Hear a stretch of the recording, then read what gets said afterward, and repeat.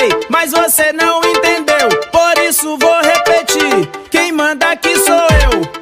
Vou te dar um conselho, por favor não se exponha. Se eu ligar meu paredão, você vai passar vergonha. Quem não sabe perder, não entra no jogo não. Aqui tem som topado, respeite meu paredão. Ouça a batida e sinta a pressão. Quem manda nessa porra é o meu paredão. É o meu paredão.